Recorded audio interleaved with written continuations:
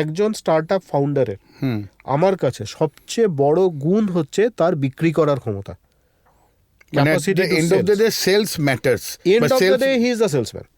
Fantastic. He is the salesperson. কারণ recently একটা trend দেখছি, মানে নতুন জেনারেশনের কেউ সেলসে ঢুকতে চাইছে না, অত প্রেশার, কিন্তু at the end of the day সেটাই হচ্ছে যে সেলস তো আপনাকে করতেই হবে।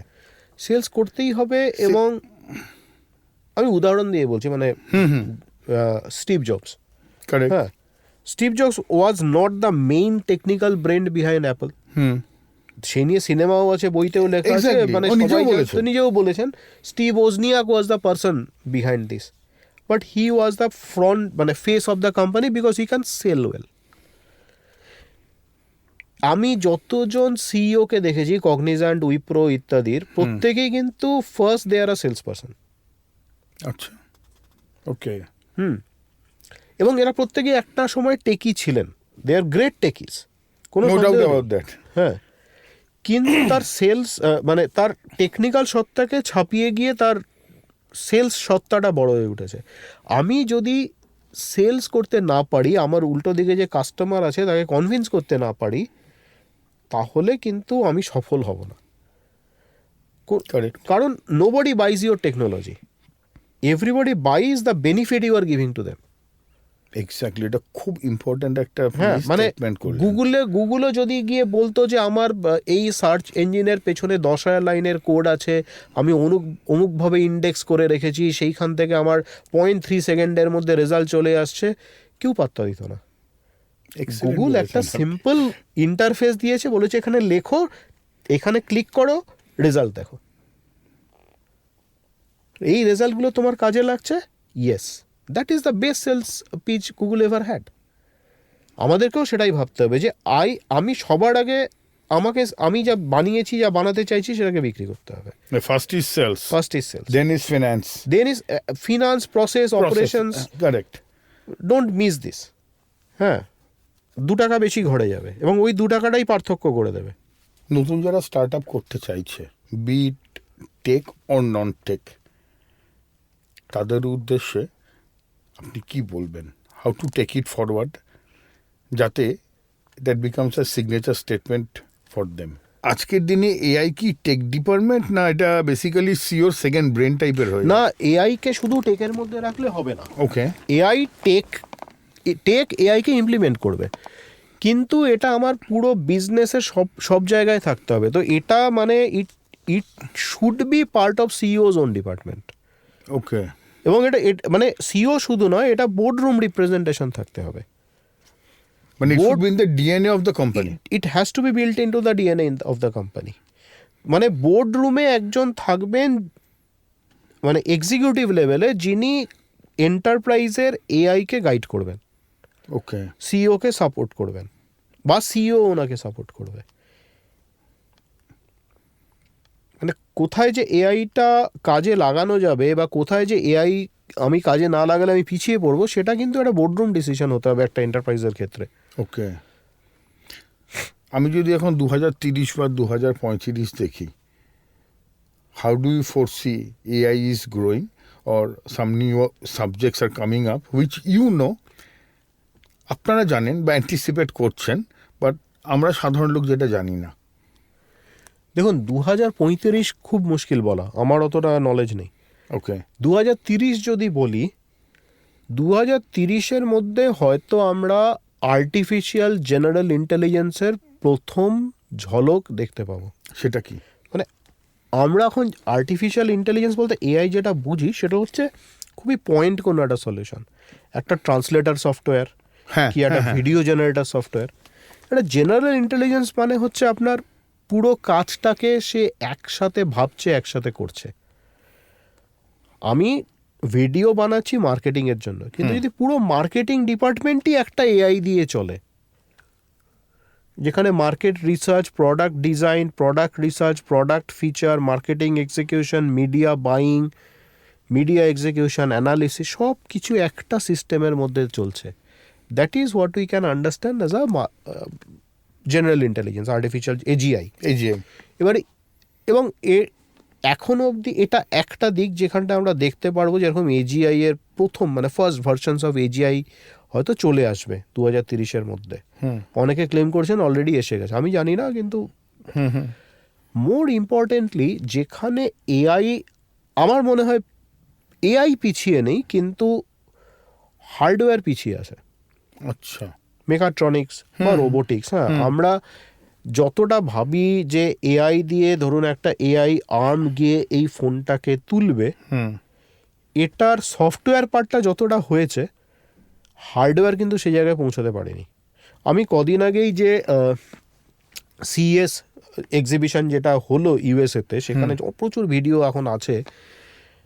এআই একটা এআই আর্ম গিয়ে একটা বোতাম রাখা আছে টেবিলের ওপরে, সেটা তোলার চেষ্টা করছে, 10 বারের মধ্যে 3 বার 4 বার ফেল করছে। এবার আমাদের 30% ফেল রেট, আমাদের মনে হয় বোতাম তোলাটা কি এমন ব্যাপার, এর পেছনে লজিকটাও কিন্তু অতটা কঠিন না, কিন্তু ওই হার্ডওয়্যার সফটওয়্যার কম্বিনেশনটা এখন অবধি, সিঙ্কটা এখন অবধি হয়নি।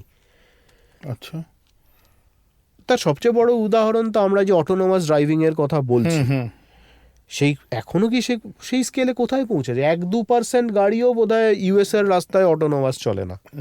আমি শুধু মানে একটা ইউজ কেস দেখেছিলাম, আমার এক বন্ধু সান ফ্রান্সিসকোয় থাকে, সে এয়ারপোর্টে নেমে একটা ট্যাক্সি ভাড়া করেছিল, একটা অটোনোমাস গাড়ি এসেছিল, সেটাই বসে সে ওখান থেকে ওর বাড়ি বোধহয় 12-13 মাইল দূরে, সেখানে গেছে, পুরো জায়গাটাও ভিডিও করে রেখেছিল, গেছে। কিন্তু ইউএসএতে খুব সোজা, একটা এয়ারপোর্টে কোথায় দাঁড়াবে গাড়ি, কোথায় লোক আসবে, পেছনের everything is predefined, paths R predefined, you go reach there fine. মাঝ রাস্তায় দুম করে ক্রস করবেন আমাদের মতন, করবে না। অটোনোমাস গাড়ি গড়িয়াহাটে যে চ্যালেঞ্জ ফেস করবে সেটা প্রশ্নই ওঠে না। আমি তো গড়িয়াহাট লেভেল ভাবছি না, মানে উল্টোডাঙ্গা ভাবছেন না, উল্টোডাঙ্গা গড়িয়াহাট, আমি নিউ টাউনের রাস্তা দিয়ে যদি গাড়ি চলতে পারে, সেটা একটা বিরাট ব্যাপার। একটা পুরো স্ট্রাকচার যেখানে লেন ডিফাইন করা আছে, সেটাও তো একটা বড় ব্যাপার। স্বাগতম সবাইকে আমাদের পডকাস্ট জমিয়ে আড্ডাতে, যেখানে আড্ডা মানে শুধু গল্প নয়, আড্ডা মানে কিছুটা গভীর চিন্তা এবং বাস্তব অভিজ্ঞতা নির্যাসও থাকবে। আমাদের আজকের পর্বটা একটু আলাদা। আজ আমরা কথা বলবো জিরো ক্যাপিটাল থেকে 15-20 কোটি টাকায় কীভাবে এক্সিট করা যায়, কলকাতা থেকে আদানি গ্রুপ এবং এআই হাইপ নয়, এআই এর ভ্যালুয়েশন গেম নিয়ে।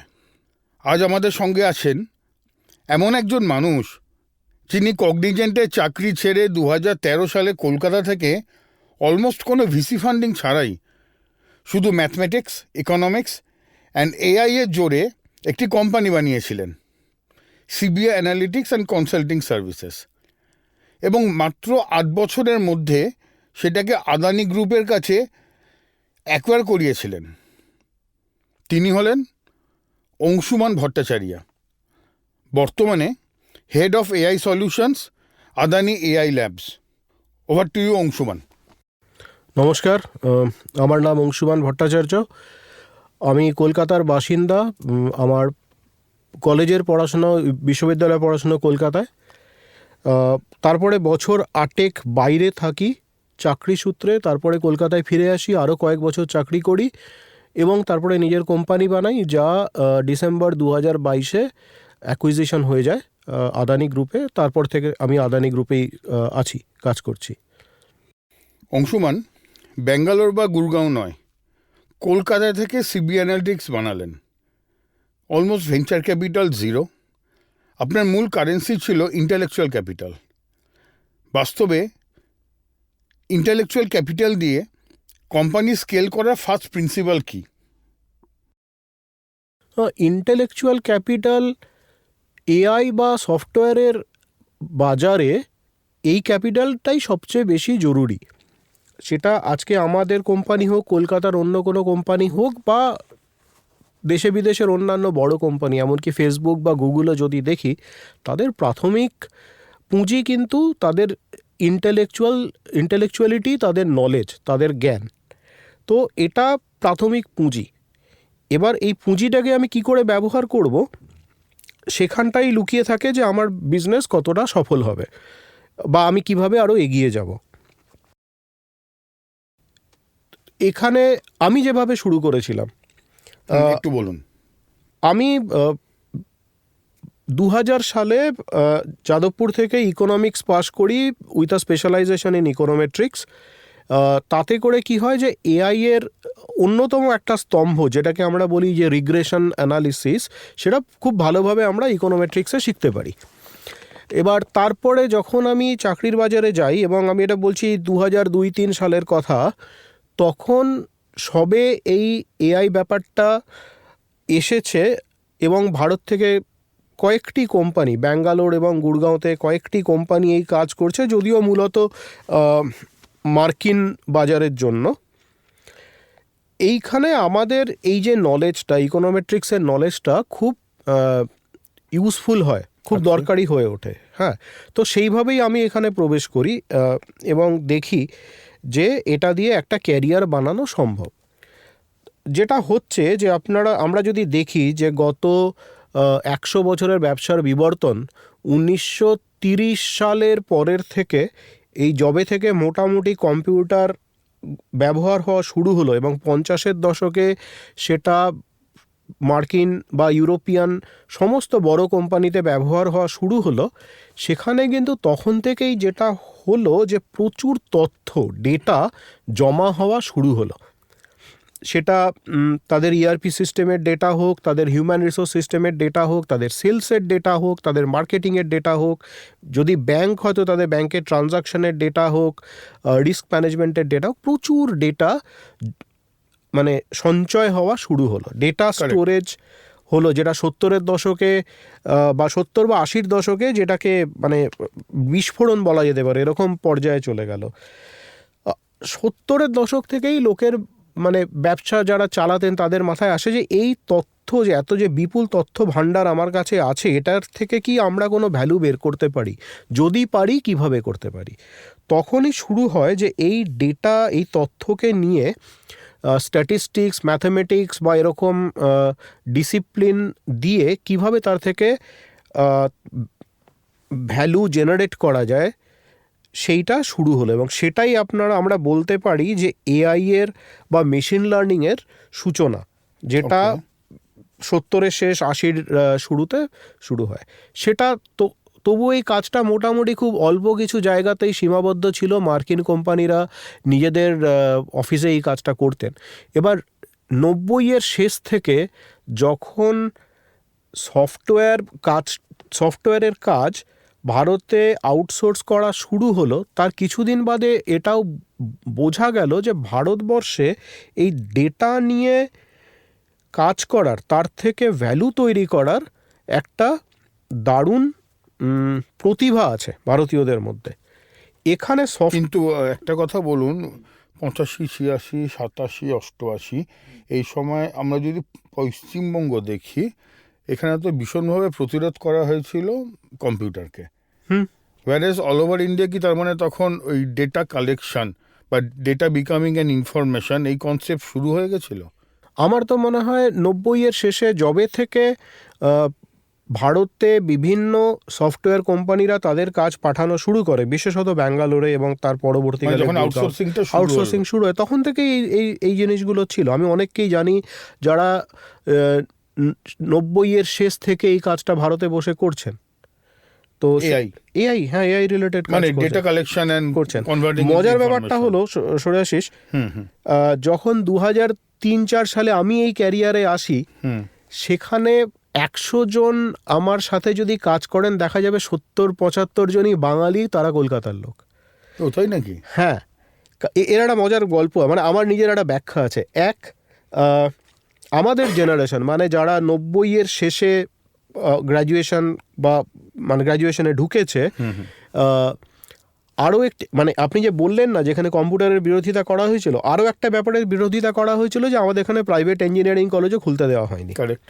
সেই জন্য কি হলো, আমাদের জেনারেশনের বহু লোক যারা সরকারি ইঞ্জিনিয়ারিং কলেজে পড়তে পায়নি, তারা জেনারেলস লাইনে, মানে ফিজিক্স, ম্যাথামেটিক্স, স্ট্যাটিস্টিক্স, ইকোনমিক্স এইসব পড়েছিল। তখন মনে হয়েছিল যে এইসব পড়ে কি হবে, কিন্তু পরবর্তীকালে দেখা গেল সেটাই সাপে বড় হলো। কারণ এক্স্যাক্টলি এই এআই বা মেশিন লার্নিং বা অ্যানালিটিক্সের কাজ করতে আমার ইঞ্জিনিয়ারিং দরকার হয় না, কিন্তু স্ট্যাটিস্টিক্স বা ইকোনমিক্সের নলেজ বা ফিজিক্সের নলেজ বা ম্যাথমেটিক্সের নলেজ অনেক বেশি জরুরি হয়।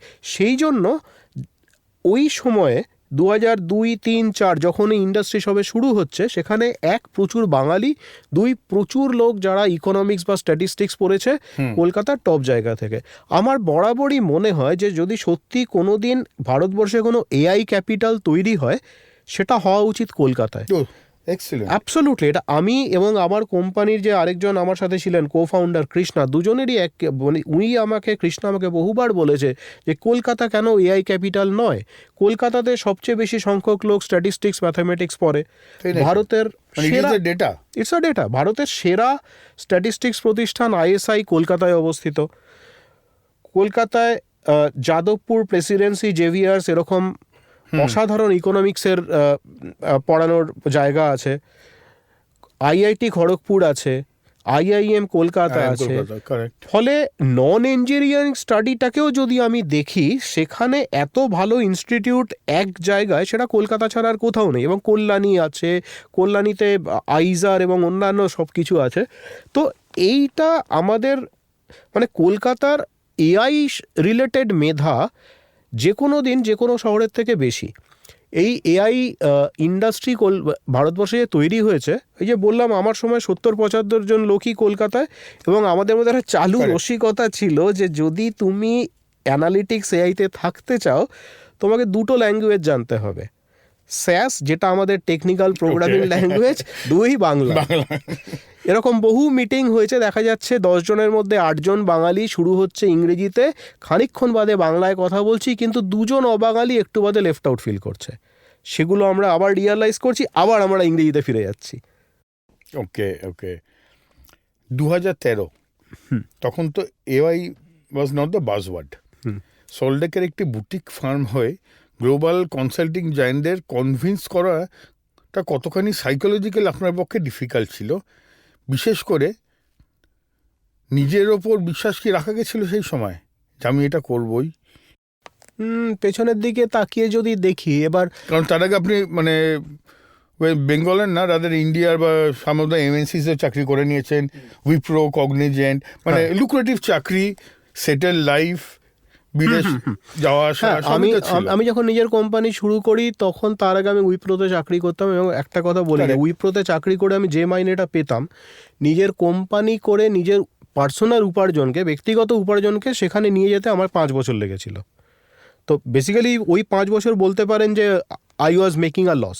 ওকে, হ্যাঁ, কোনো গ্রোথ তো হয়নি, I was making a loss personally, কিন্তু অপরচুনিটি লস। হ্যাঁ, এবার কেন আমার মনে হলো যে আমি খুব কনভিন্স ছিলাম, 2012-13 অবধি যখন আমি চাকরি করেছি, তখন আমরা যে এআই এর কাজগুলো করতাম, সেগুলো মূলত করতাম হচ্ছে খুব বড় কোম্পানিদের জন্য, পৃথিবীর খুব বড় কোম্পানিদের জন্য, মানে ফরচুন 100 বা ফরচুন 200, তার নিচের কোম্পানিরা খুব বেশি অ্যানালিটিক্স করতো না। তার কারণ হচ্ছে এখানে একটা শুরুতে বেশ অনেকটা ইনভেস্টমেন্ট লাগতো, যেগুলো সবাই অ্যাফোর্ড করতে পারতো না। তারপরে নতুন জিনিস, সবাই ওগুলো করার কথা ভাবতেও পারতো না, অনেকেই ভাবতো না। এবার যেটা হলো 2010-12-13 সালে কয়েকটা না টেকনোলজিক্যাল ব্রেক থ্রু আসে। আচ্ছা, এক হচ্ছে বিগ ডেটা, যেটার আজকে হয়তো খুব বেশি রেলিভেন্স নেই জিনিসটার, কিন্তু তখন ওটা খুব ইম্পর্টেন্ট একটা জিনিস হিসেবে এসেছিল।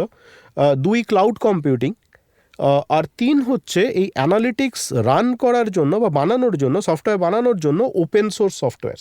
এর আগে অ্যানালিটিক্স কমার্শিয়াল সফটওয়্যারে রান হতো, এবং কমার্শিয়াল সফটওয়্যারগুলোর দাম প্রচণ্ড ছিল। সেটা একটা কারণ যে অনেকে অ্যানালিটিক্স করতে চাইতো না, কারণ করতে গেলে তো সবার আগে সফটওয়্যার কিনতে হবে, তো সফটওয়্যারের দামই $1 বিলিয়ন। তো এরকম একটা জায়গা হিউজ আটকে একটা, মানে সবাই করতে পারবে না। কিন্তু যখন আমি দেখলাম যে এবার ওপেন সোর্স সফটওয়্যার চলে এসছে, আমার সার্ভার ইত্যাদি জন্য আমার কাছে ক্লাউড কম্পিউটিং আছে, এবং খুব বড় ডেটা হ্যান্ডেল করার জন্য বিগ ডেটা টেকনোলজিস চলে এসছে, তখন আমার মনে হয়েছিল যে এই 3টে জিনিস দিয়ে আমি একটা ডেলিভারি মডেল তৈরি করতে পারি, যেটা মাঝারি বা ছোট সাইজের ফার্ম সেটাকে অ্যাফোর্ড করতে পারবে। তো সেটাই মানে আমার লাইট বাল্ব মোমেন্ট ছিল, বা সেটাই আমার কাছে আমার ওয়েপন ছিল, যে আজকে যদি কোনো আমি কোনো একটা ক্লায়েন্টে কথা বলছি, যখন সেই ক্লায়েন্ট অন্য কোনো লার্জ এমএনসি কনসাল্টিং কোম্পানির সাথেও কথা বলছে একই সলিউশনের জন্য, আমার পিচ অনেক ক্ষেত্রেই কিন্তু ছিল যে আমরা অনেক তাড়াতাড়ি অনেক সস্তায় একই কোয়ালিটির কাজ দিতে পারি। ওকে, তো ওই কনভিকশনটা আমার মধ্যে ছিল, যেটা পরে উই প্রুভড ইট লেটার, এবং সমস্ত সলিউশনে যেখানেই আমরা গেছি এই মডেল নিয়ে গেছি। যখন অন্য বড় কোম্পানিরা তাদের ট্র্যাডিশনাল কমার্শিয়াল মডেল নিয়ে যাচ্ছিল, যেখানে আমরাই ওপেন সোর্স বিগ ডেটা মডেলটা নিয়ে গেছি, এবং আমরাই we were prove to be right. Excellent. এই যে আপনি জিরো ক্যাপিটাল থেকে শুরু করলেন, 15 কোটিতে গিয়ে এক্সিট করলেন, এই যে জার্নিটা 8 বছরের একটা জার্নি, তার মধ্যে প্রথম 5 বছরের একটা লস মেকিং, কারেক্ট? তো এই জার্নিতে সবথেকে আন্ডার ভ্যালুড অ্যাসেট কোনটা ছিল?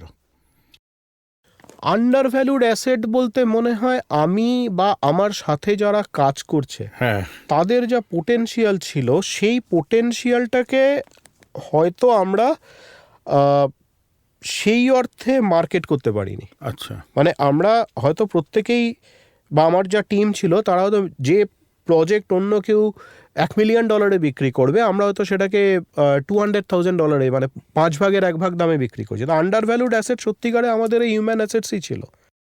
কিন্তু skill, negotiation skill was the main undervalued asset.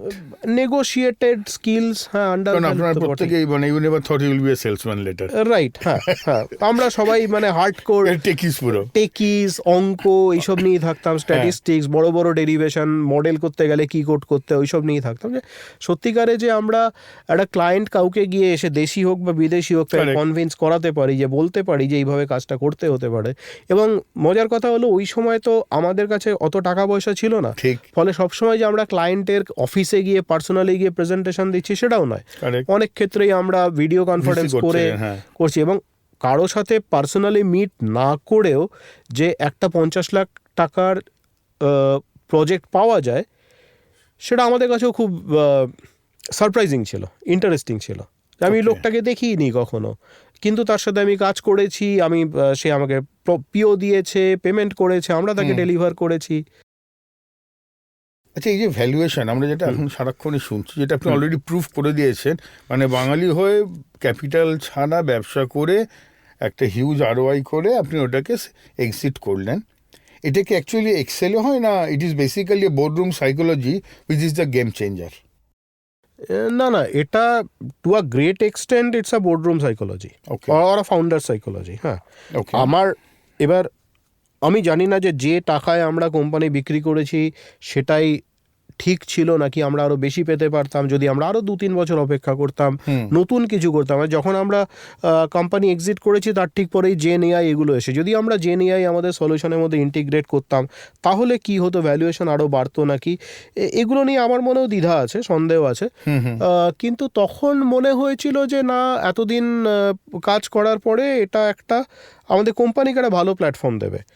আর তো ভ্যালুয়েশনটা অনেকটাই নিজেদের মাথায় থাকে, হ্যাঁ, যে হ্যাঁ আমার এই কোম্পানির এতটা ভ্যালু হওয়া উচিত, আমি কি করতে পেরেছি বা কোথায় নিয়ে যেতে পেরেছি, তার থেকেও ইম্পর্টেন্ট যে যদি সে একটা ফান্ড পায় বা একটা প্ল্যাটফর্ম পায় তাহলে কোথায় পৌঁছতে পারে। এই অ্যাম্বিশাস আইডিয়াটা মাথায় থাকলে তখনই ভ্যালুয়েশন। কিন্তু আপনার তো প্রথমে প্যাশনটা ছিল ফার্স্টে। হ্যাঁ, আমরা শুরুতে, বা সত্যি কথা বলতে যখন কোম্পানি বিক্রি করা হয় তখনও যে আমরা খুব সিরিয়াসলি এক্সিটের কথা ভাবছিলাম এরকম না, এটা একটা অপরচুনিটি এসেছিল আমাদের কাছে। আমাদেরকে বলা হয় যে আদানি কলকাতায় তো এআই ল্যাব খুলবেই, তোমরা আদানির সাথে অলরেডি কাজ করছো, তোমরা কি এর পার্ট হতে চাও? যদি না হতে চাও তাহলে you will become a competitor. তো সেরকম জায়গায় দাঁড়িয়ে আমাদের মনে হলো যে সুযোগটা আসছে, আমাদের নেওয়া উচিত। কারেক্ট। হ্যাঁ, কিন্তু আমরা ওরকম কোনো, তখন অবধি তো আমরা ভাবিনি যে কোম্পানি বিক্রি করে দেবো বা কিছু, কারণ আমরা ভালোই করছিলাম। হ্যাঁ, কোভিড পিরিয়ডে সমস্যা হয়েছিল, কিন্তু 2022 নাগাদ সেই সমস্যাটা আমরা অনেকটাই কাটিয়ে উঠেছিলাম। যারা কোম্পানি কেনেন, মানে বায়াররা যদি বলে যে ফাউন্ডারই হচ্ছে অ্যাকচুয়াল অ্যাসেট তাদের কাছে, কারণ আপনি এই কোম্পানিটা ব্রেন চাইল্ড এটা পুরোটা, তাহলে ব্যালেন্স শিটে কি আপনাকে ইনট্যাঞ্জেবল অ্যাসেট বলে দেখানো যেতে পারে? ব্যালেন্স শিটে না দেখালেও যখনই এরকম কোনো এগ্রিমেন্ট হয়, মানে সেখানে খুব ক্লিয়ারলি লেখা থাকে যে এই ফাউন্ডার বা এই টিম বা এই কোর 1 জন 2 জন 3 জন লোক তারা অন্তত 2 বছর 3 বছর এই কোম্পানিতে কাজ করবে। আমি আজও আদানিতে কাজ করি, তার কারণ হচ্ছে আমার সাথে আদানির একটা 3 বছরের চুক্তি আছে। আচ্ছা, যে কোনো টেক ওভারে কি এটা মোটামুটি একটা প্রিন্সিপাল হয়ে গেছে? আমার তো মনে হয় সফটওয়্যার রিলেটেড, এআই রিলেটেড যে কোনো টেক ওভারে এটা মানে না থাকাটাই আশ্চর্যের। ওকে ওকে। এবার টেনিওরটা ভ্যারি করতে পারে, 1 বছর 2 বছর 3 বছর হতে পারে, কিন্তু থাকে তো বটেই। আদানি যখন আপনাদের অ্যাকুইজিশন করলো, অনেকেই মার্কেটে বলেছিলেন যে ব্রেন স্ম্যাডিং স্কেল। ওই সময় এটা খুব কমন কথা হয়ে গেছিল, মানে কলকাতায় বসে একজন বাঙালি হ্যাঁ ওই লেভেলে একজনের সঙ্গে নেগোশিয়েট করছে, তো স্কেল না পেলে ইন্টেলেকচুয়াল ক্যাপিটাল কি স্ট্যাগনেন্ট হয়ে যেতে পারে? একটা সময় মনে হয় যে একটা প্ল্যাটফর্ম দরকার। হ্যাঁ, অনেক যে কোনো স্টার্ট আপই আসলে আমার মনে হয় যে এটা একটা পয়েন্ট অফ ভ্যালু বা একটা পয়েন্ট অফ মানে একটা proof of concept. Correct.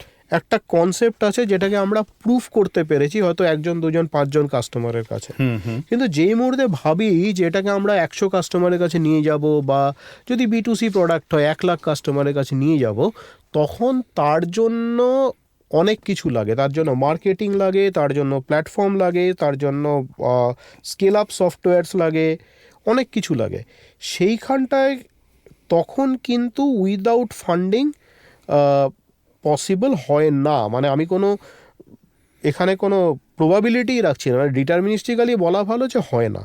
Okay. Otherwise মানে 500 ক্লায়েন্টের কাছে পৌঁছতেও 10 বছর লেগে যেতে পারে। কারেক্ট। যদি একটা প্ল্যাটফর্ম পাওয়া যায় সেটা হয়তো 1 বছর 2 বছরের মধ্যে করা সম্ভব। প্ল্যাটফর্মটা আমাকে এই টাইমটা শর্ট করে দেয়। আর টাইমটা শর্ট করা এই জন্যই ইম্পর্টেন্ট কি 10 বছর বাদে যে আইডিয়াটায় আমি কাজ করছি বা কেউ কাজ করছে সেটা রেলিভেন্ট নাও থাকতে পারে। তো হ্যাঁ, তো ওই ভ্যালু আমার কাছে, আমার ইন্টেলেকচুয়াল ক্যাপিটালের ভ্যালু কিন্তু অলসো দ্য টাইম।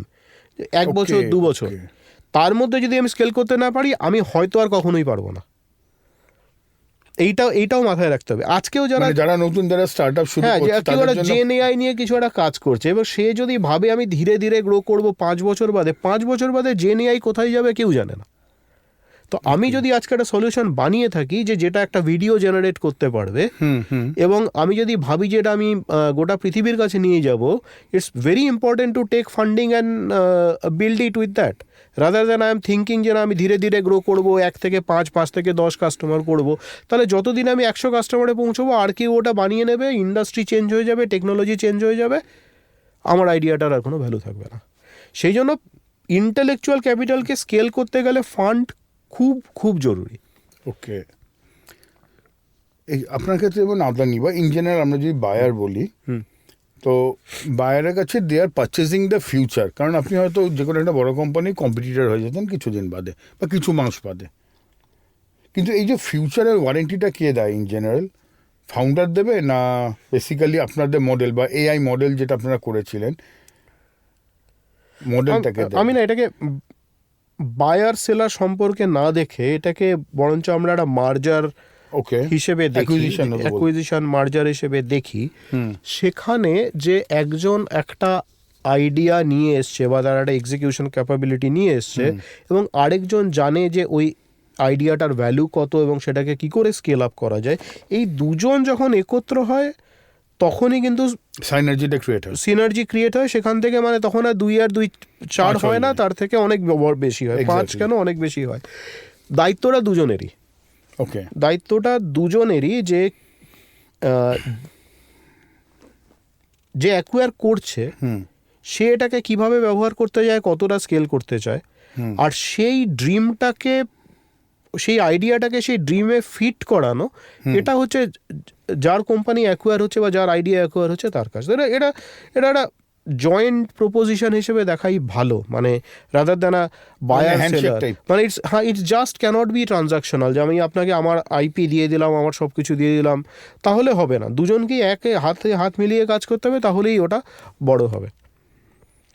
কিন্তু এই যে আপনাদের ভ্যালুয়েশনটা বেড়ে গেছিল, মানে was it a conscious decision না in due course of time you added value to the organisation, to the concepts, সেই জন্য না এটা ওভার দ্য টাইম আমাদেরকে ডেফিনেটলি আমরা যে প্ল্যাটফর্মটা বানিয়েছিলাম সেই প্ল্যাটফর্মে কন্টিনিউয়াস ইমপ্রুভমেন্ট করতে হয়েছিল, নতুন নতুন ফিচার্স আনতে হয়েছিল, তাহলেই আদারওয়াইজ জাস্ট একটা আইডিয়াকে খুব বেশি ভ্যালু করা যায় না।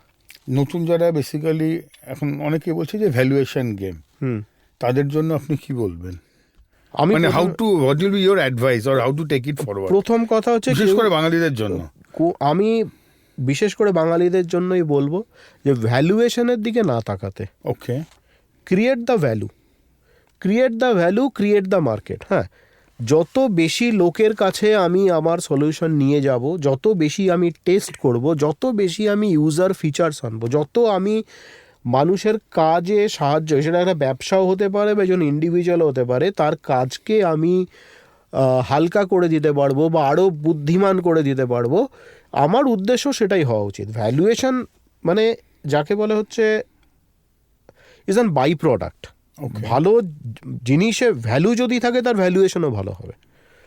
এই জন্য শুধু ভ্যালুয়েশনের দিকে তাকিয়ে মনে হয় না কিছু করা উচিত, তাহলে ডাউন দ্য লাইন খুব কিছু হয় না। ভ্যালুটা আগে প্রুফ করতে হবে, 10টা কাস্টমারের কাছে নিজেকে গিয়ে প্রুফ করতে হবে, তাদেরকে দিয়ে ব্যবহার করাতে হবে, তাদের থেকে টেস্টিমোনিয়াল নিতে হবে যে এটা কাজ করে, প্রুফ করতে হবে যে আমার এই কাজটা করে যে লোকটা আগে এই কাজটা 1 ঘন্টায় করতো সে 2 মিনিটে করতে পারছে, 5 মিনিটে করতে পারছে, এইটা এস্টাবলিশ করতে হবে। So valuation is basically the output, outcome. হ্যাঁ, এই যে আপনারা যখন কলকাতা বেসড কোম্পানি ছিলেন, বলতে গেলে একদম কলকাতা বেসড বাঙালিদের কোম্পানি যা বোঝায় সেরকম, এবার আপনি যখন অত বড় একটা গ্রুপের সঙ্গে অ্যাকুইজিশন করছেন, মানে এটা খুব ইন্টারেস্টিং। তো ওটা কি আপনার কাছে অ্যাডভান্টেজ ছিল না ডিসঅ্যাডভান্টেজ, বা since you are the founder or the father of the project, the entire IC was with you, so how do you look? না, আমরা না ওইভাবে নিজেদেরকে কলকাতা কোম্পানি বা বাঙালি কোম্পানি ওইরকম কিছু ভাবিনি। হ্যাঁ, এক হচ্ছে আমি বা আমার সাথে আরো যারা ছিল তারা অনেকেই ভারতবর্ষে বিভিন্ন জায়গায় কাজ করেছে, পৃথিবীর বিভিন্ন বড় বড় ক্লায়েন্টে কাজ করেছে, বিদেশেও কাজ করেছে।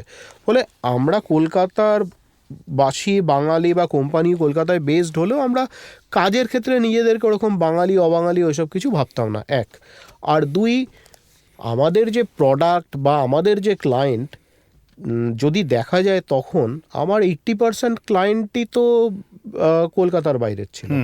তো সেই অর্থে আমার হেডকোয়ার্টার কলকাতা হতে পারে, কিন্তু আমার লোক বম্বেতে বসে কাজ করছে, দিল্লিতে বসে কাজ করছে।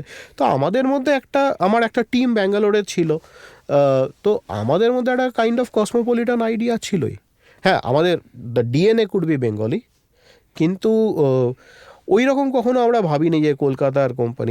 আমার মনে হয় এই নলেজ প্রোডাক্টের ক্ষেত্রে বা এআই হোক সফটওয়্যার হোক, সেখানে বাঙালি অবাঙালিটা এক্সপ্লিসিটলি বলার কোনো বা ভাবার কোনো দরকার নেই। কারণ there is a common myth যে বাঙালি ব্যবসা করতে পারে না, and you worked and prove that myth is a wrong myth. একদম সিম্পল বলে ইটস এ রং মিথ, মানে অনেকভাবে দেখি। এবং এখন বহু বাঙালিরাও দেখা যাচ্ছে যে ব্যবসা করতে আসছে, হ্যাঁ, এবং স্টার্ট আপগুলো অনেকে ভালো ভালো স্টার্ট আপ শুরু করছে। হ্যাঁ, অ্যাবসলিউটলি। তো কলকাতায় আপনার এক্সপিরিয়েন্স কি ব্যাপারে, মানে experience what do you want to suggest them, মানে how to take it forward? মানে দেখুন, আমি একদম স্টার্ট আপ দ্যাট জিরো থেকে শুরু করছি। আমি নিজে তো কোনো ব্যবসায়ী ফ্যামিলির থেকে আসিনি। আমার পরিবারে সবাই, বাবা ঠাকুরদা সবাই সরকারি চাকরি করতেন। ব্যবসায়ী কাউকে সেই অর্থে চিনতামও না। আচ্ছা, হ্যাঁ, পরে এসে চিনেছি কিছু লোকজনকে, এবং সেখানে থ্যাঙ্কফুলি আমি বেশ কিছু লোককে দেখেছি যারা খুব সাকসেসফুলি মানে জেনারেশন আফটার জেনারেশন ব্যবসা করে যাচ্ছেন কলকাতায় বসে। তো আমি যে কজন বাঙালি ব্যবসায়ীকে দেখেছি তারা কিন্তু আমার কাছে মানে রোল মডেল হিসেবেই ছিলেন। তো তাদেরকে আমরা দেখেছি খুব ভালো, আমি দেখেছি অন্তত খুব ভালো ব্যবসা করে অনেক কিছু করেছেন। তারপরের জেনারেশন যারা আমার বয়সী, আমার বন্ধু, তাদেরকে আমি দেখেছি খুব ভালো করতে। তো এইটা কখনো মাথায় আসেনি যে বাঙালি ব্যবসা করতে পারে না। হ্যাঁ, আমাদের ব্যবসা করার অত বড় ইতিহাস নেই। মানে যদি আমি আজকে বম্বেতে যাই, প্রত্যেক 10 জনে হয়তো 3-4 জন ব্যবসায়ী, গুজরাটে গেলে সেটা 5-6 জন উঠে যায়, তার থেকেও বেশি। কলকাতায় হয়তো সেটা 20 জনে 1 জন। এক্স্যাক্টলি। হ্যাঁ, কিন্তু সেটা নিয়েও আমি কখনো খুব কিছু ভাবিনি। আজকের তারিখে যারা ব্যবসা করতে আসে, আরেকটা কথা, এটাও তো ঠিক যে কলকাতায় বা বাংলায় যারা ছিল তাদের কাছে এত আমাদের পড়াশুনো ইত্যাদি জিনিসটা তো বরাবরই ভালো, ফলে ব্যবসা না করেও আমাদের কাছে ভালো চাকরি করার অপশন ছিল, তাই না? এখনও হয়তো দেখা গেল যে ডাক্তার, ইঞ্জিনিয়ার ইত্যাদিতে প্রচুর বাঙালিরা আছেন, কারণ আমরা সেই জায়গাটায় পৌঁছতে পারি, আমরা একটা লো রিস্ক লাইফেও অনেকটা গেইন করতে পারি, হ্যাঁ, পার্থিব সম্পদ গেইন করতে পারি। তো সেই জন্য ব্যবসায় তো বাঙালিরা করে না, কিন্তু চোখের সামনে প্রচুর উদাহরণ আছে যেখানে খুব ভালো ভালো ব্যবসা বাংলা থেকে তৈরি হয়েছে। আরেকটা কথা হচ্ছে, যেহেতু আমি আইটিতে ছিলাম, আমি কিন্তু আইটিতে ঠিক আছে বড় কোম্পানির ফাউন্ডার হিসেবেও তো দেখিনি, কিন্তু আইটিতে সিনিয়র লোকেরা খুব উঁচু জায়গায় আছেন বা বিদেশে সেলস দেখছেন, তারা বহু বাঙালি আমি সেখানে দেখেছি। তো সেই জন্য আমার কখনো মনে হয়নি যে বাঙালি, যেহেতু আমি বাঙালি বা বাঙালিরা ব্যবসা করতে পারে না, এরকম সত্যি আমি তখনও ভাবিনি, আজও ভাবি না। আজকের বাঙালি অনেক বেশি স্মার্ট, অনেক বেশি নলেজেবল, আমাদের বুদ্ধি অন্যদের তুলনায়, দূরদৃষ্টি অন্যদের তুলনায় যথেষ্ট বেশি, তো সেই নিয়ে আমার কোনো সন্দেহ নেই। তো ব্যবসা বাঙালি বলে নিজেকে খাটো ভাবার কোনো কারণ নেই। বোর্ডরুমে কি আজও ইকোনমিক্স আর্মচেয়ার থিওরিস্ট, নাকি এআই যুগে তারাই স্ট্র্যাটেজিক ন্যাভিগেটর? না, ইকোনমিক্স না, আমার কি বলবো, আমার ভালোবাসার জায়গা। আমি একটা মজার ব্যাপার, আমি যত ক্লাস 12 অবধি পড়াশুনো করেছি কখনো ইকোনমিক্স পড়ার কথা ভাবিনি, আমি সাবজেক্টটা সম্বন্ধে জানতামও না। ওকে, আমি তারপরে যখন ভর্তি হলাম, আমি ইকোনমিক্সের থেকেও বেশি আকৃষ্ট হয়েছিলাম যাদবপুরের দিকে। আমার মনে হয়েছিল যাদবপুরে পড়া উচিত, সেজন্য আমি যাদবপুরে পড়েছি, ইকোনমিক্স সাবজেক্টটাতে ঢুকে গেছি। ওকে, কিন্তু তার পরের 5 বছর এই সাবজেক্টটা আমাকে মানে প্রচুর আনন্দ দিয়েছে পড়ে। আমি ক্লাসে ফার্স্ট সেকেন্ড হতাম না, ফার্স্ট ক্লাস জুটে যেত, কিন্তু পড়ে খুব আনন্দ পেয়েছি, এবং আমার মনে হয়েছিল যে বাঙালি ইন্টেলেকচুয়ালিটি দেখাতে গেলে ইকোনমিক্স খুব ভালো সাবজেক্ট। ওকে, তো it's a very intellectual subject, তো সেই জন্য আমার ভালো লেগেছিল।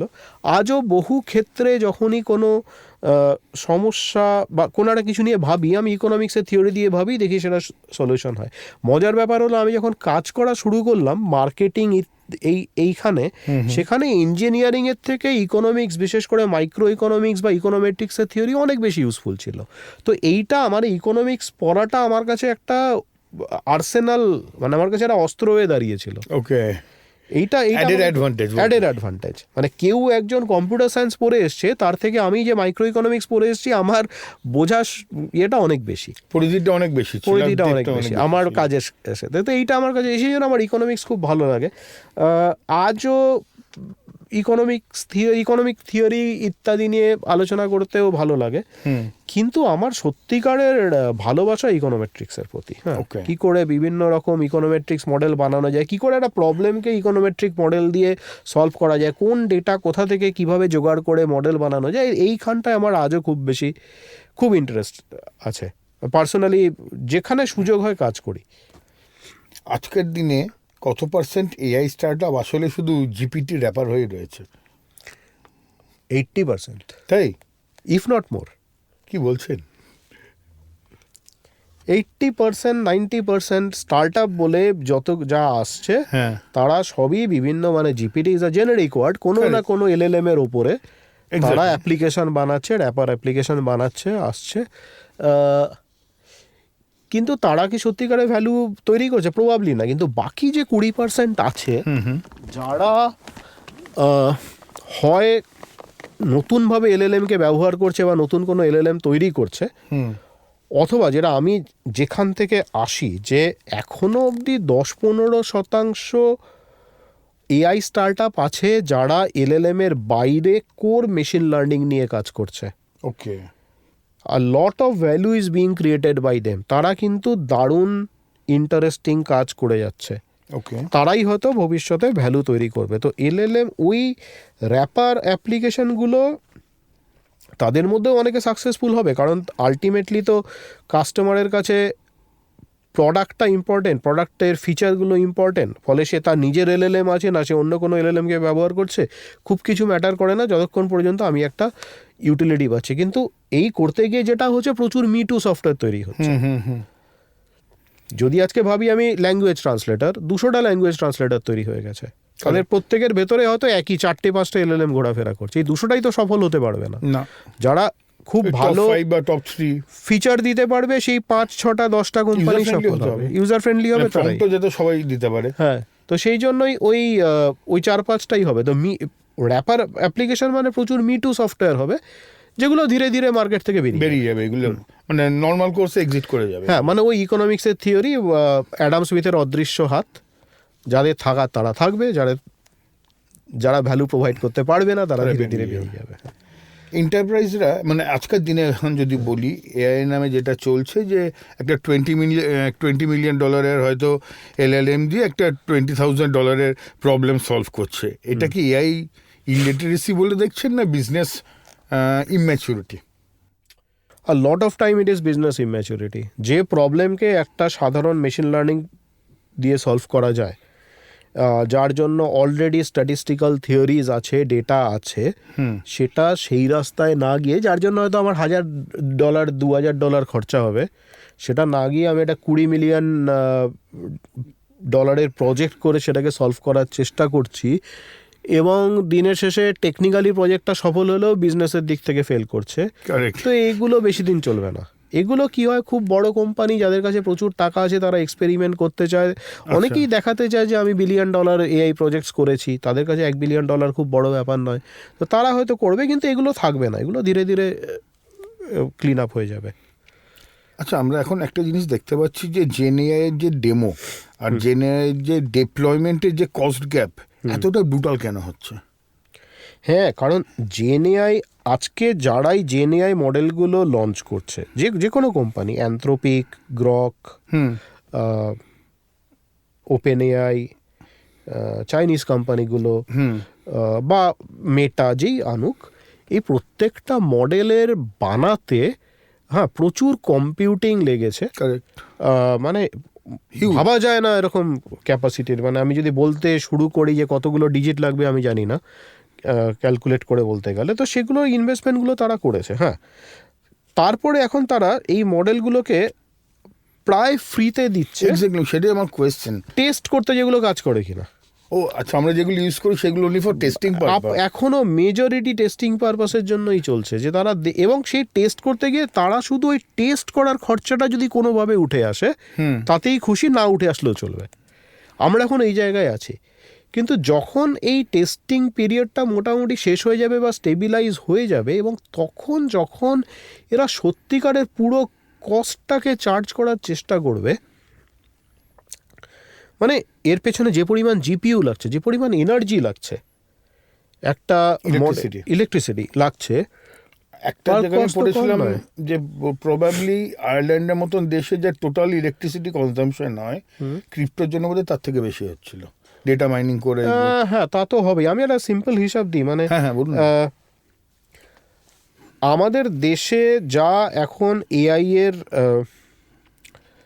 যত এআই কাজ হয়, সে আমি মানে ফোন বের করে একটা রাস্তার ডিরেকশন জিজ্ঞেস করি, বা একটা একদম গুগল ম্যাপ বাদিয়ে দিচ্ছে, টিপিক্যাল এআই ইউজ কেসই বলছি আমি, একটা বাংলায় কিছু বলে সেটাকে ইংরেজিতে ট্রান্সলেট করার কথা বলছি, এইরকম ইউসেজ থেকে আরম্ভ করে একটা কোথাও একটা ইনভয়েস অটো প্রসেসিং হচ্ছে, এই যে শত রকম কাজ হচ্ছে, তাতে করে প্রজেকশন হচ্ছে প্রায় 60 গিগাওয়াট পাওয়ার লাগবে। কম্প্যারিজন, আমাদের দেশের পিক ডিমান্ড হচ্ছে 240 গিগাওয়াট। তার মানে আবার সারা দিনে যা পাওয়ার লাগে তার 25% বেশি লাগবে আমার এই এআই এর কাজ করতে গিয়ে। তো এই হচ্ছে এর এনার্জি রিকোয়ারমেন্ট। ওকে, আজ না হয়, এটা হয়তো 2-3 বছর পরের এস্টিমেট, 2030-এর এস্টিমেট। তো 2030-এ আমার বাকি ইলেকট্রিসিটি রিকোয়ারমেন্ট এতটা বাড়বে না, কিন্তু আজকে যেটা হয়তো মানে আমার ডেটা সেন্টারের টোটাল আমার ধারণা 8-10 গিগাওয়াটের পাওয়ার লাগে, সেটা গিয়ে 60 গিগাওয়াটে দাঁড়াবে। তো অন দ্য আদার হ্যান্ড, তাহলে আমরা যদি দেখি যে বড় কোম্পানি যেগুলো করছে, আমরা যেগুলো ইএসজি বলছি এখন, তো corporate governance, how they will manage it? না, সেই জন্যই তো গ্রিন এনার্জি বা ক্লিন এনার্জি কথা হচ্ছে। হয়তো আমার এই যে একটা ডেটা সেন্টার চলছে, তার সোর্স এনার্জিটা হয়তো সোলার হতে পারে বা নিউক্লিয়ার হতে পারে, তাই না? আমাদের গভর্নমেন্ট তো এখন নিউক্লিয়ারও পাবলিক সেক্টরে ওপেন করে দিচ্ছেন, তো নিউক্লিয়ার হতে পারে। ইউএসএতে অলরেডি ফেসবুক এবং গুগল দুজনেই নিজের নিউক্লিয়ার এনার্জি তৈরি করছে নিজের ডেটা সেন্টারকে পাওয়ার করার জন্য। এলএলএম হ্যালুসিনেট করলে বোর্ডরুম কি সেটাকে ক্রিয়েটিভিটি বলে চালায়? এলএলএম যে হ্যালুসিনেট করছে, এক, সেটাকে বুঝতে হবে, কারেক্ট। দুই, সেটাকে রেকগনাইজ করতে হবে। And you have to accept. You have to accept যা এখানে হ্যালুসিনেশন হয়েছে। ওকে, প্রথমে বুঝতে হবে যে সত্যি হ্যালুসিনেট হয়েছে, তারপর সেটাকে আমাকে অ্যাকসেপ্ট করতে হবে। এখনও না অনেক ক্ষেত্রে আমরা বুঝতেই পারি না এটা হ্যালুসিনেটেড কি হ্যালুসিনেটেড নয়, এবং যখন বুঝতে পারি ততক্ষণ হয়তো দেরি হয়ে গেছে। ওকে, এবার আমার মনে হয় না কোনো বোর্ড, এবার যদি সেটা অ্যাডভার্স কিছু ইম্প্যাক্ট করে, আমি শিওর বোর্ড সেটাকে ডিজোন করবে, যে কোনো রেসপন্সিবল বোর্ড সেটাকে ডিজোন করবে এবং ইমিডিয়েটলি সেটাকে মানে রোল ব্যাক করবে। ওকে, এবং এইটা খুব ইম্পর্টেন্ট, মানে ষোড়াশিস আপনি একটা দারুণ পয়েন্ট তুলেছেন যে কতটা ইম্পর্টেন্ট এটা হতে পারে যে আমরা আজকে রেসপন্সিবল এআই নিয়ে কথা বলছি, যে কোন এআইটা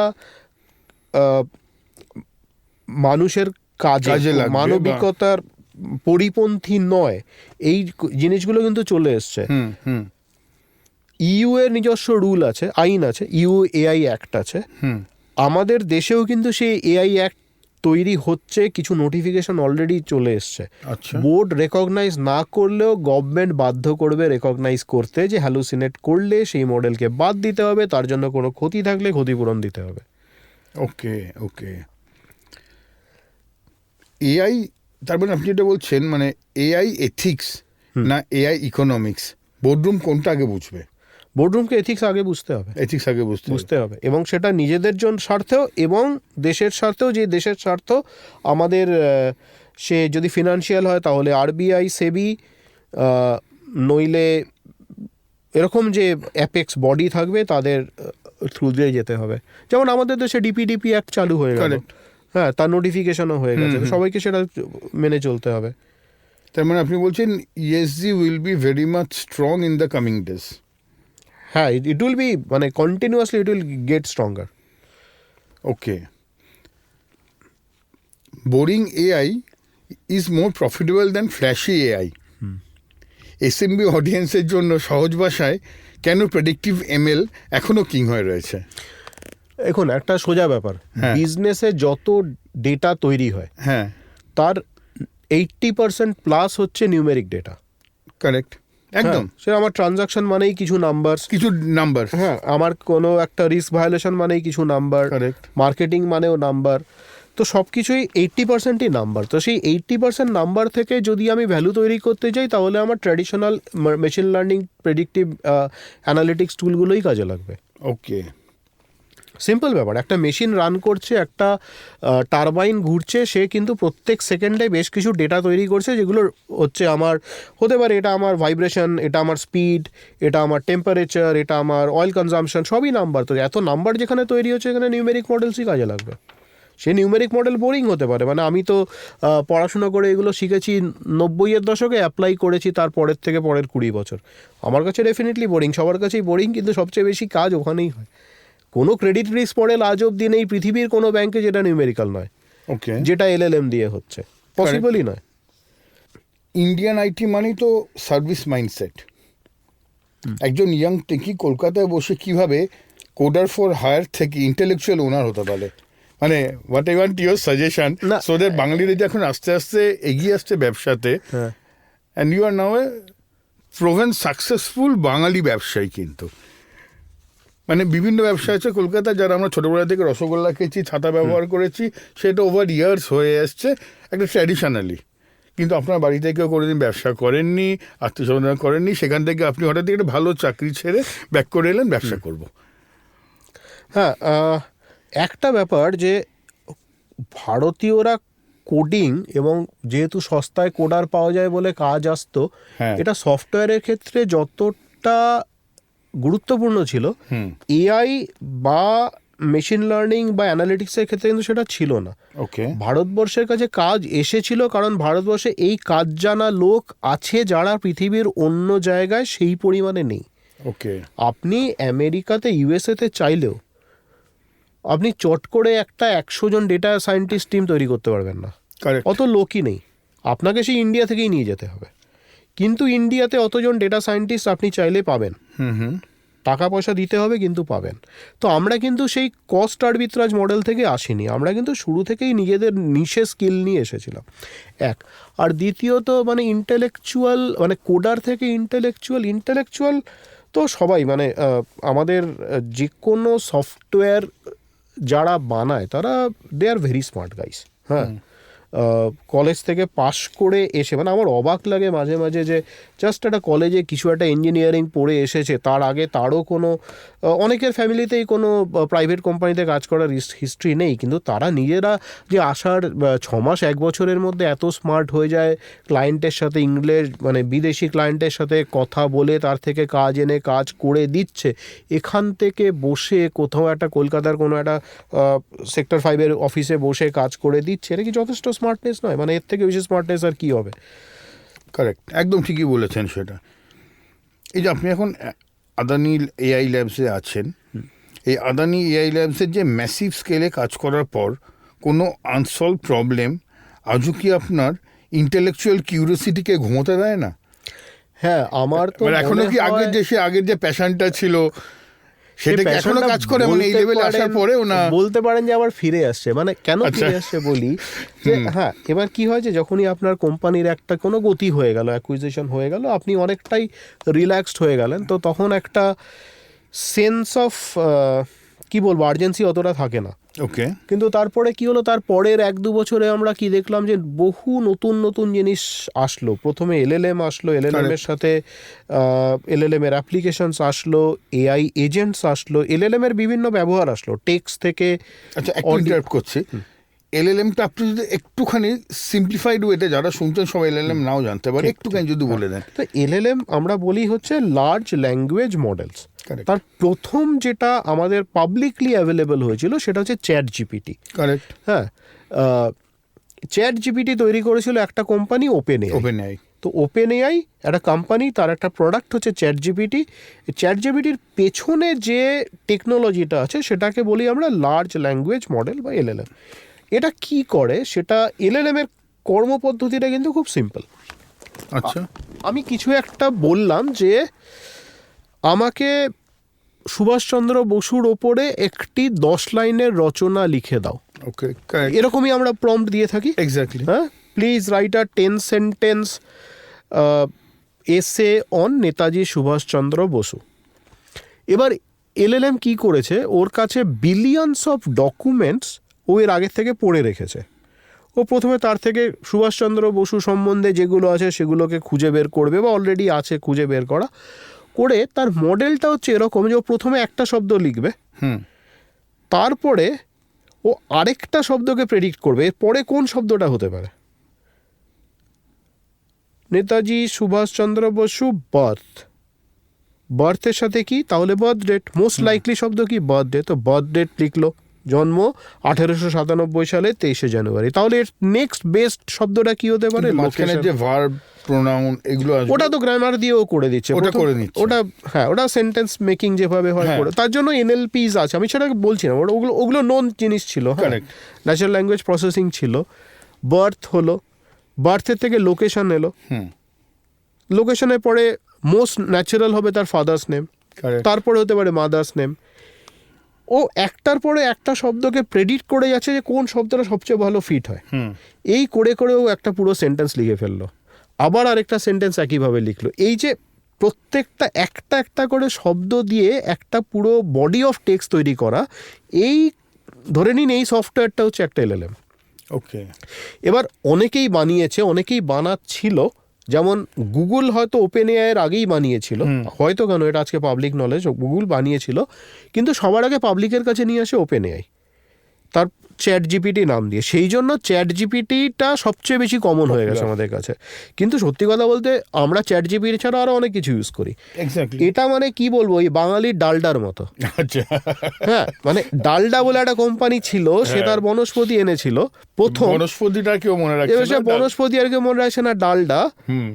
এবং পরে যখন পোস্টম্যান এলো, পোস্টম্যানও ডালডা, সানফ্লাওয়ারও ডালডা, সব ডালডাই সবকিছুই হয়। ডালডা আমাদের কাছে। তো Exactly. চ্যাট জিপিটি হচ্ছে ডালডা, হ্যাঁ। Correct.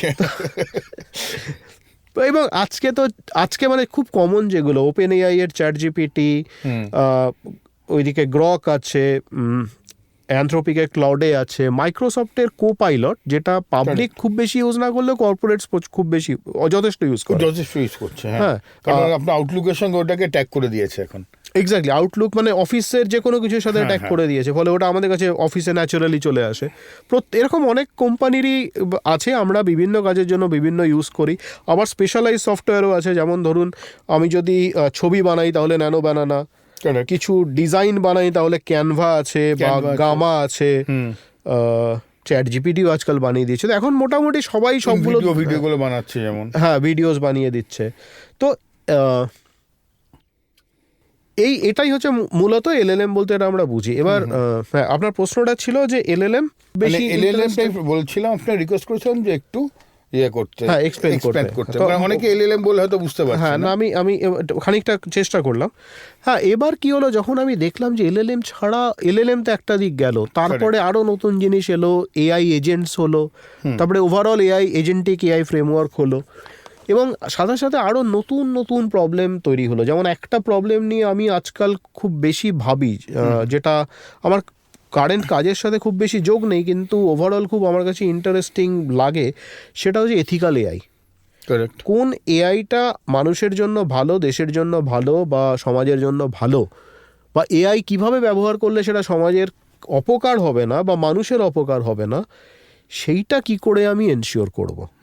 হ্যাঁ, এবং তার জন্য কি করা যেতে পারে, কি করা হতে পারে, এইটা আমার কাছে একটা খুব চ্যালেঞ্জিং প্রবলেম বলে মনে হয়। তো আমি নিজে পার্সোনালি এই জায়গাটায় মানে কাজ করার চেষ্টা করছি। একটু যদি এক্সপ্লেন করুন ডিটেলসে। হ্যাঁ, এবার অনেকগুলো ঘটনা মাঝখানে ঘটেছে। হ্যাঁ, একটা হচ্ছে যে যেহেতু এলএলএম এটা একটা চ্যাটবটের মতো ব্যবহার করছি আমরা, হ্যাঁ, মানে একটা পার্সোনাল কম্প্যানিয়ন, বন্ধু, অ্যাডভাইসার হিসেবে অনেকেই ব্যবহার করে থাকে, আমরাও করি। আমরা সাধারণ কাজের জন্য করি, যে আমি দিল্লি যেতে চাই, একটা ইটিনারারি বানিয়ে দাও, মানে হার্মলেস একটা ব্যাপার। কিন্তু অল্প বয়সী অনেকেই বলছে যে আমার বয়ফ্রেন্ডের সাথে আমার ঝগড়া হয়েছে, তাহলে কি করব। ওটাই নাকি? হ্যাঁ, এই জায়গায় চলে গেছে। এটা তো খুবই কমন। তারপরে ব্যাপারটা যেটা দাঁড়িয়ে যাচ্ছে যে আমার মন খুব খারাপ, কি করব। এবার এলএলএম গুলো কি হয়, যে এলএলএম গুলো কিভাবে বিহেভ করবে সেটা না যারা বানিয়েছে তারাও ঠিক জানে না। এই হ্যালুসিনেশনের কথাটা বললেন, এবার হ্যালুসিনেশন তো যে কোনো দিকে যেতে পারে।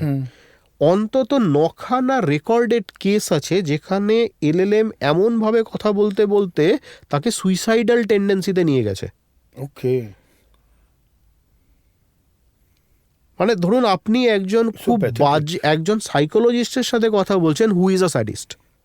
ওকে, তাহলে কি হবে?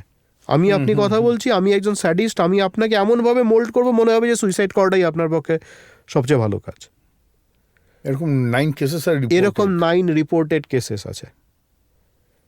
এটা তো একটা এক্সট্রিম বললাম, এবং আরো অনেক কিছু এক্সট্রিম হতে পারে। অনেক হার্মফুল কন্টেন্ট আমি তৈরি করতে পারি। হ্যাঁ, আপনি যেমন ফিট করবেন অ্যালগো যেভাবে আমি বলতেই পারি যে এইটি একটি মেয়ের ছবি, একে উইদাউট ক্লোথস অ্যাপিয়ার করাও, করে দেবে, এবং আরো অনেক কিছু হতে পারে। এক্স্যাক্টলি। বা আমি কলকাতায় বসে আছি, আমি বলছি যে আমি ভিক্টোরিয়া মেমোরিয়ালে বোম মারতে চাই, তার ব্লু প্রিন্ট বানাও, সেও বানিয়ে দেবে। এবার কোথাও তাহলে আমি কি করে সেফগার্ডটা রাখবো, কোথায় থামাবো, কিভাবে থামাবো? যে মডেলটা বানিয়েছে সেও হয়তো জানে না।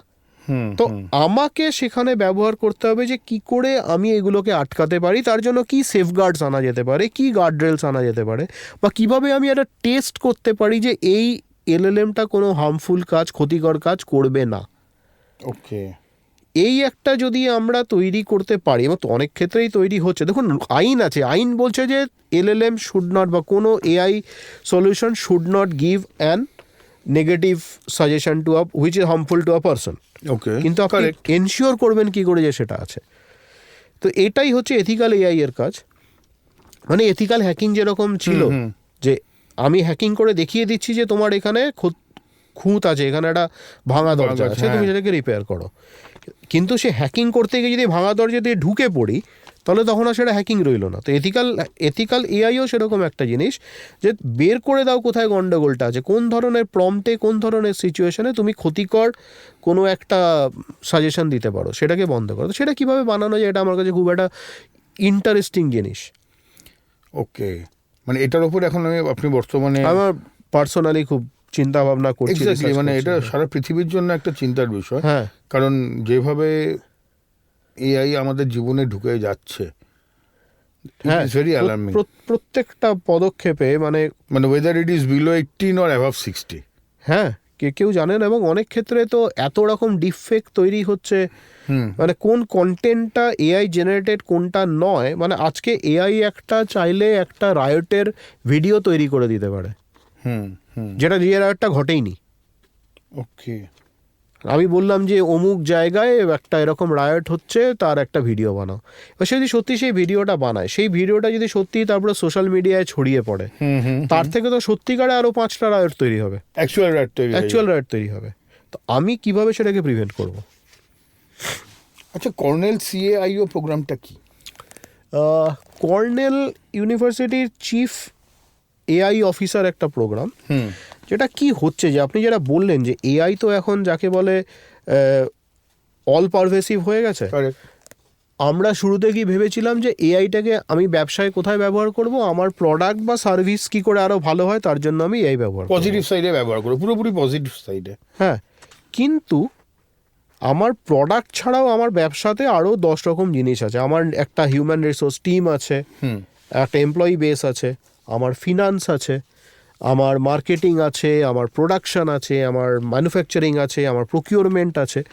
তো এবার আমি যদি একটা কোম্পানিকে সত্যিকারে এআই দিয়ে উন্নত করতে চাই, তাহলে শুধু তার প্রোডাক্টটা এআইফাই করলেই হবে না, তার পুরো ব্যবসাটাকে এআই ইন্টিগ্রেটেড করতে হবে, এআই এনাবলড করতে হবে। ওকে, কর্নেল ইউনিভার্সিটির এই প্রোগ্রামটা মানে which is about 8 months long programme, আমাদেরকে এটা শেখাচ্ছে যে কিভাবে পুরো ব্যবসার মধ্যে আমি এআইকে ইন্টিগ্রেট করতে পারি, শুধু আমার আউটপুটে নয়, আমার কন্টিনিউয়াস ব্যবসার প্রত্যেকটা পার্টে কি করে আমি এআইকে আনতে পারি, তার স্ট্র্যাটেজি একটা এন্টারপ্রাইজ লেভেলে কিভাবে তৈরি করতে পারি, সেটা শেখার জন্য আমি এই প্রোগ্রামটা এনরোল করেছি।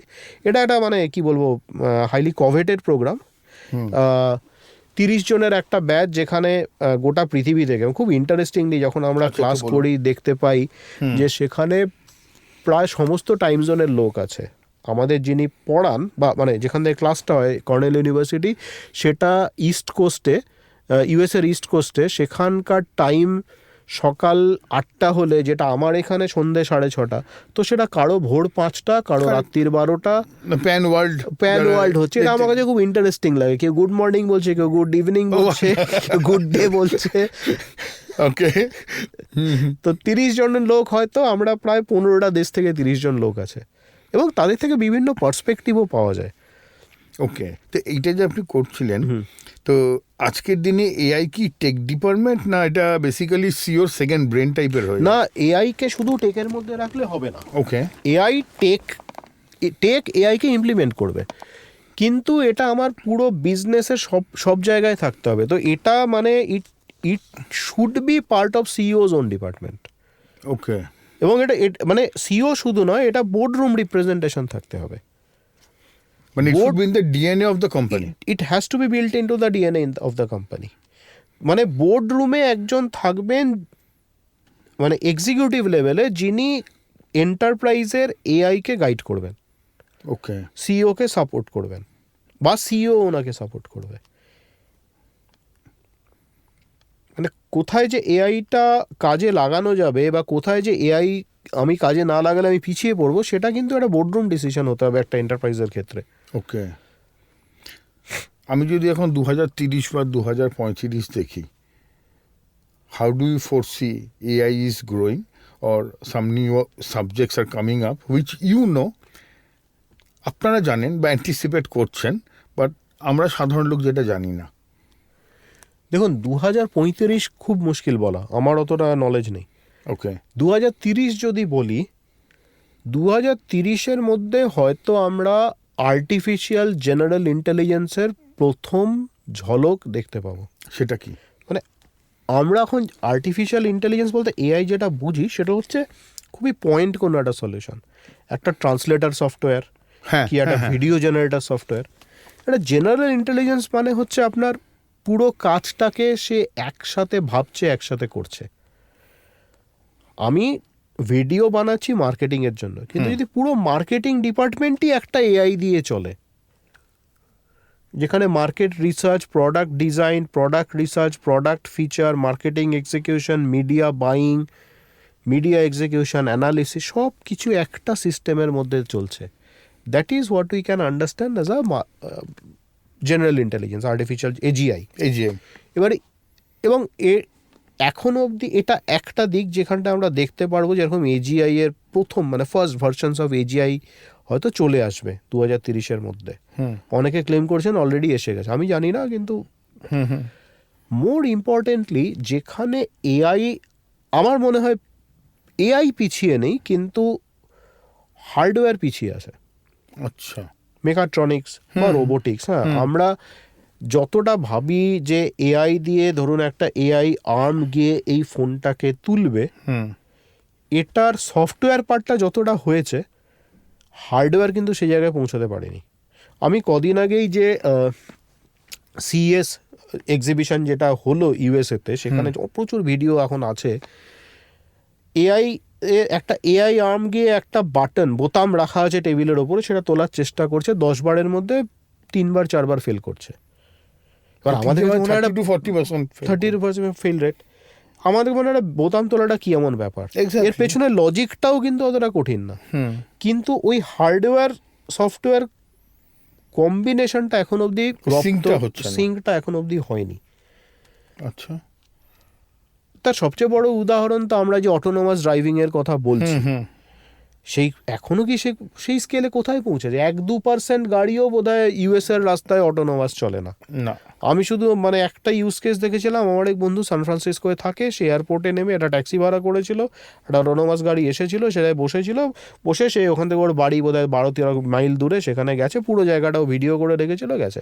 কিন্তু ইউএসএতে খুব সোজা একটা এয়ারপোর্টে কোথায় দাঁড়াবে গাড়ি, কোথায় লোক আসবে, পেছনের everything is predefined, predefined paths R predefined, you go reach there fine.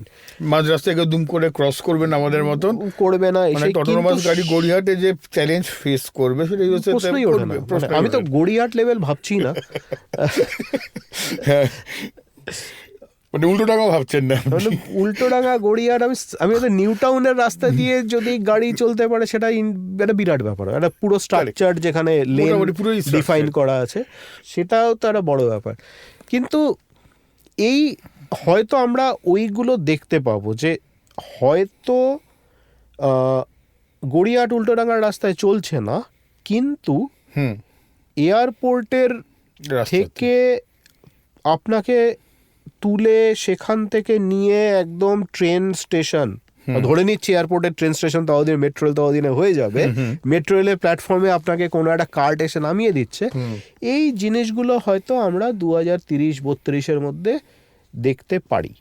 ওকে, হ্যাঁ। আরেকটা ইন্টারেস্টিং হলো ভিডিও। আজকাল এখনো অবধি কোনো সিস্টেম কিন্তু আসেনি, কোনো এআই সিস্টেম আসেনি যে কনসিস্টেন্টলি আপনাকে একটা good quality, without any hallucination, without any wrong representation of facts and figures 30-32 সেকেন্ডের বেশি ভিডিও প্রডিউস করে দিতে পারে। হচ্ছে না। তার কিছু হার্ডওয়্যার ইস্যুস আছে, কিছু স্কেলেবিলিটি ইস্যুস আছে, কিন্তু হচ্ছে না। 2030-32-এর মধ্যে হয়তো আমরা 15-30 মিনিটের ভিডিও জেনারেট করার ক্যাপাবিলিটিতে পৌঁছবো। আচ্ছা, which will be a game changer, কারণ আপনার যে কোনো ডকুমেন্টারি বা শর্ট ফিল্ম ওই লেংথের হয়, ওই 22 মিনিট 18 মিনিট। হ্যাঁ, তো বা একটা এপিসোড, আপনি একটা এপিসোডও যদি করা হয়, এইবার হয়তো একটা এপিসোড তৈরি করার মতো, এআই দিয়ে একটা এপিসোড তৈরি করার মতো জায়গায় আমরা 30-32-এ পৌঁছে যাব। সেই ক্ষেত্রে কি ইন্টেলেকচুয়াল ডেন্সিটি মাপা উচিত? না, হ্যাঁ, আমার নিজের কাছে এটা মনে হয়। এবং আমি না মাঝে মাঝে কথা বলি প্রি সফটওয়্যার, প্রি এআই যুগের লোকের সাথে।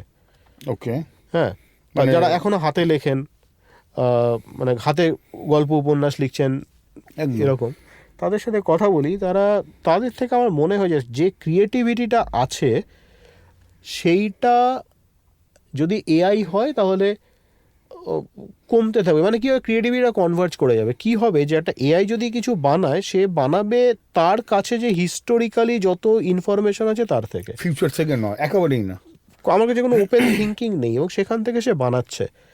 এরকম বানাতে বানাতে নতুন যে সেট অফ ইনফরমেশন তৈরি হবে সেটাও এআই জেনারেটেড, আবার আরেকটা ওয়েভ অফ ইনফরমেশন আসবে সেটা ফুললি এআই জেনারেটেড করে। ব্যাপারটা দেখা গেল যে সব কিছুই এক জায়গাতে একটা আইডিয়াতেই কনভার্ট করে যাচ্ছে। আমার ক্রিয়েটিভিটি বলতে কি, various idea, spectrum of ideas, সেইটা আমি শিওর না, কিন্তু মনে হয় যে ওই জায়গাটা আমরা মিস করবো।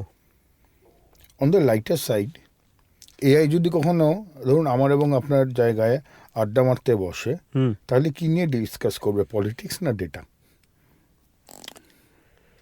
এআই পলিটিক্স নিয়ে ডিসকাস খুব বেশিক্ষণ করবে না, কারণ তার যে গার্ডরেলগুলো তৈরি হবে না, সেই বলে দেবে যে এর বাইরে আর যেও না। গভর্নেন্স তৈরি হয়ে যাবে। যেই মুহূর্তে নরেন্দ্র মোদীর নাম চলে আসবে, মমতা ব্যানার্জির নাম চলে আসবে, কেউ একজন বলবে ট্রাম্পের নাম আসবে, একটু বাদেই সে বন্ধ করে দেবে আলোচনা।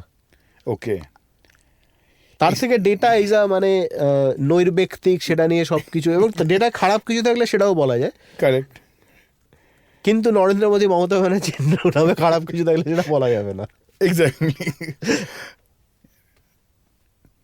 এসএমবি এআই অ্যাডাপ্টেশনটা কি বেসিক্যালি?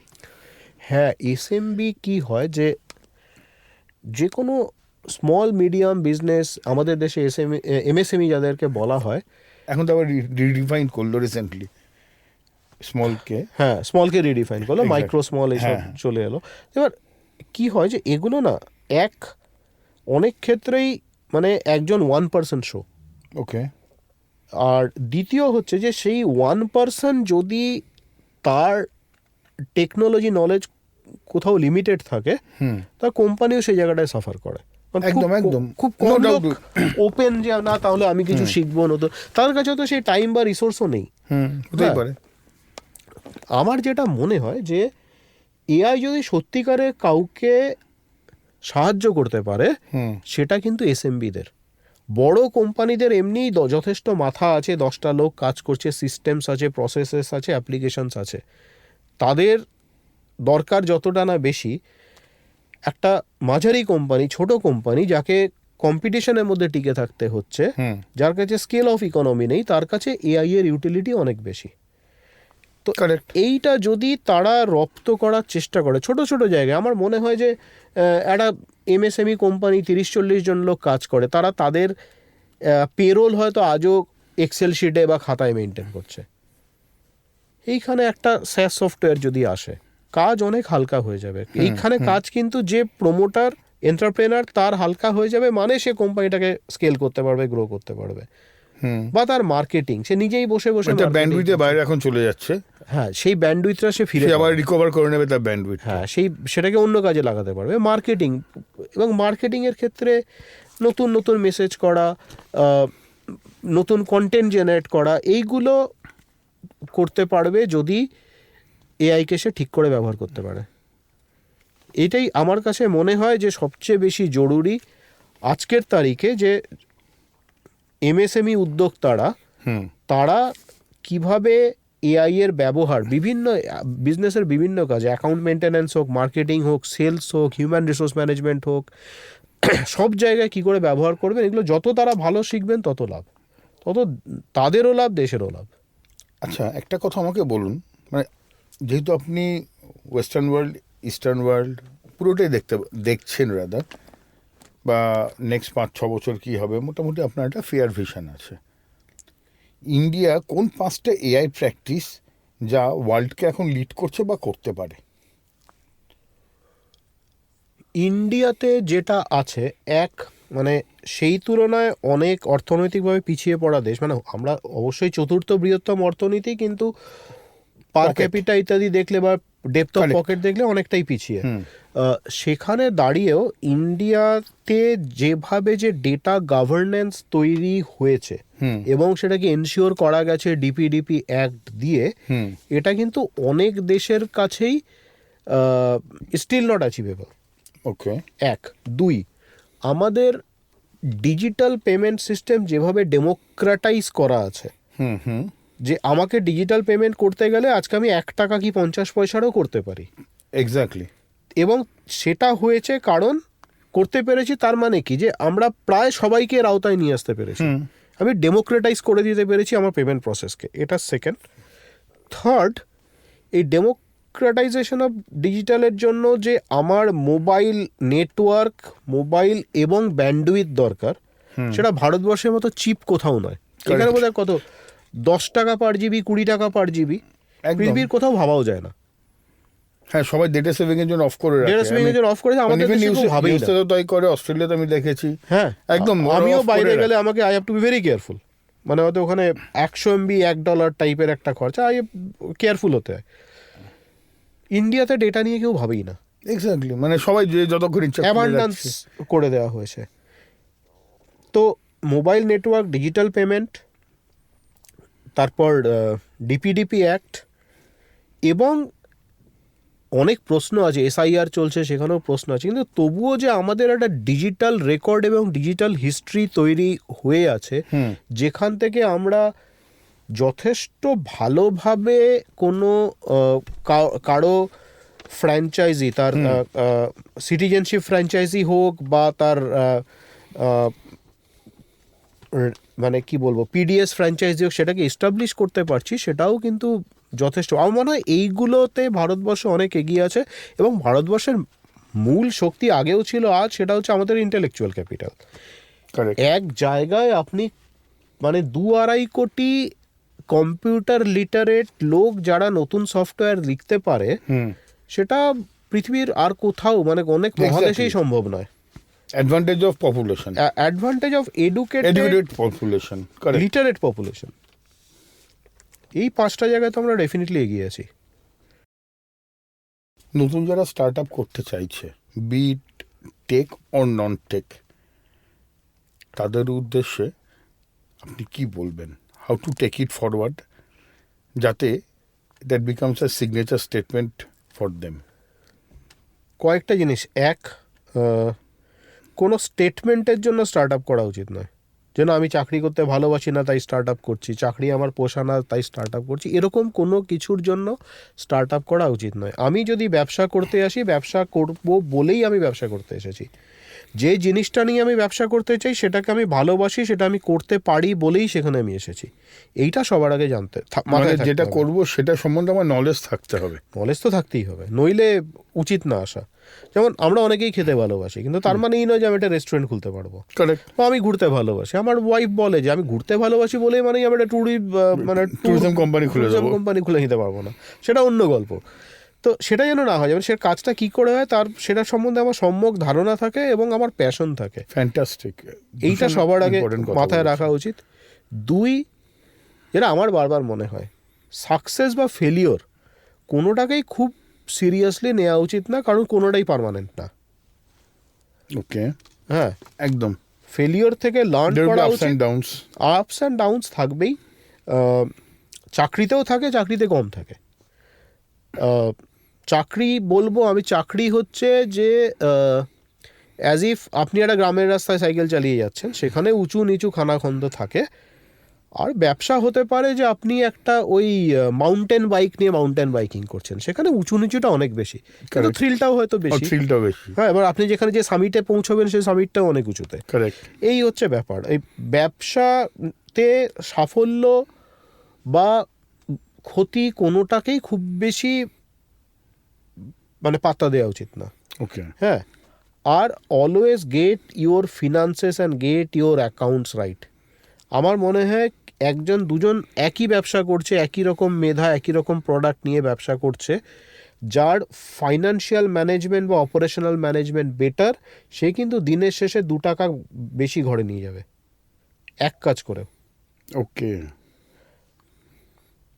একই কাজ করে, একইভাবে করে, একই মার্কেটে জিনিস বিক্রি করে, সে দুজনেই পাশাপাশি বসে আলু বিক্রি করছে, যে এফিশিয়েন্টলি করতে পারছে সে 2 টাকা বেশি প্রফিট করবে।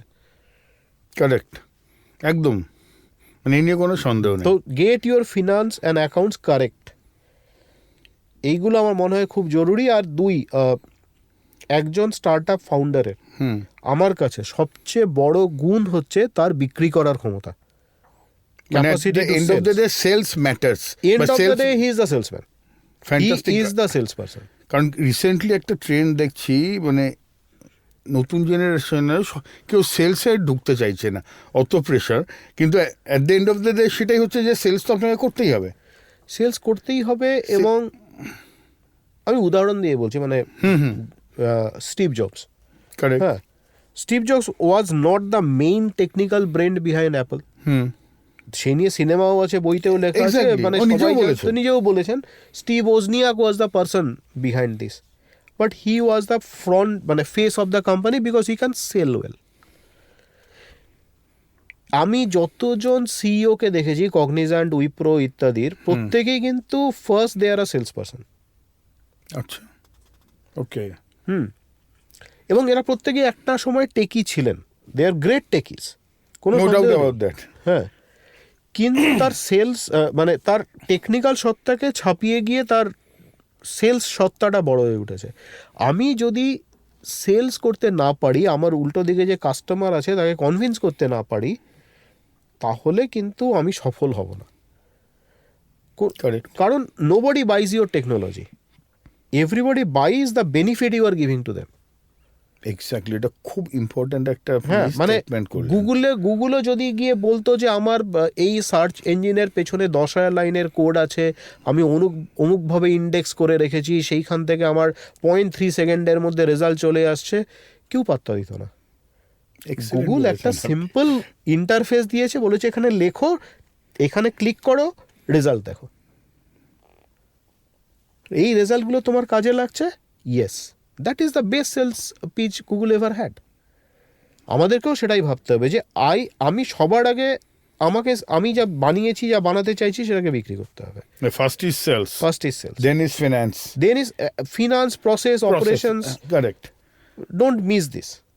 হ্যাঁ, 2 টাকা বেশি ঘরে যাবে এবং ওই 2 টাকাটাই পার্থক্য করে দেবে। আর তারপর বাকি যেগুলো আর আছে, বাকি সাফল্য, এই প্রোডাক্ট, সার্ভিসেস, কোনো বড় ব্যাপারই নয়।